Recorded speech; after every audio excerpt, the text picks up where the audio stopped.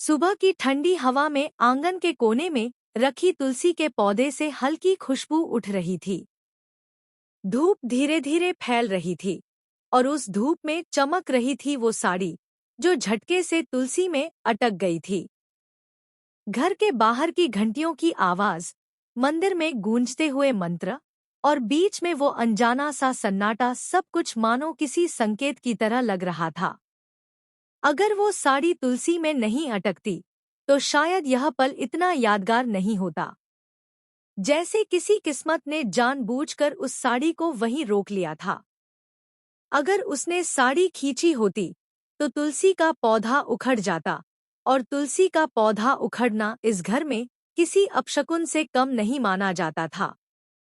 पर उसने साड़ी छोड़ दी और उसी वक्त उसके दिल में एक हल्की सी टीस उठी। शायद भगवान ने यही चाहा था। वो मुस्कराई, लेकिन उस मुस्कान में एक अधूरी बेचैनी थी।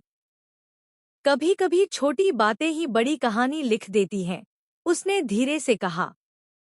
तभी पीछे से मेहर की आवाज आई, तैयार हो जाओ, हमें निकलना है। लंदन वाले बुटीक की ओपनिंग याद है ना? हमें इनवाइट किया है।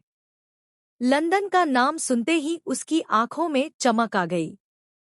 कितने सालों से उसने इस मौके का सपना देखा था, अपना नाम, अपनी पहचान और अपनी मेहनत से बनी पहचान। मगर फिर भी मन के एक कोने में कुछ अटका हुआ था। उसने धीरे से तुलसी के पौधे की तरफ देखा, जैसे कोई रिश्ता था उस मिट्टी से, उस आस्था से जो उसे बार बार रोक रही थी। तुलसी तो नहीं आएगी ना वहां, मेहर ने हंसते हुए कहा।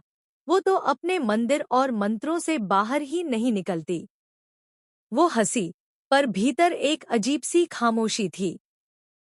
क्योंकि वो जानती थी, जिन लोगों को हम नहीं आएंगे कहकर टाल देते हैं, वही वक्त आने पर सब कुछ बदल देते हैं। उसी समय फोन की घंटी बजी। स्क्रीन पर नाम चमका, मम्मा। आवाज में हल्की थकान थी, पर अपनापन भी। बेटा, सुना है तुम लोग लंदन जा रहे हो? हाँ मम्मा, बुटीक की ओपनिंग है। बड़ी बात है हमारे लिए। अच्छा है, मम्मा ने शांत स्वर में कहा। तुम अपना सपना पूरा करो, मैं भी जा रही हूँ। यूएस? क्या? यूएस? उसने चौंक कर पूछा। आप अकेली जा रही हैं? नहीं, मम्मा बोली, तेरे पापा के साथ। उन्होंने बहुत जिद की है इस बार। और तभी पीछे से एक भारी आवाज आई, सो देन इट्स डिसाइडेड कि मम्मा जा रही हैं। वो ठिठक गई। आवाज पहचान में आने में ज्यादा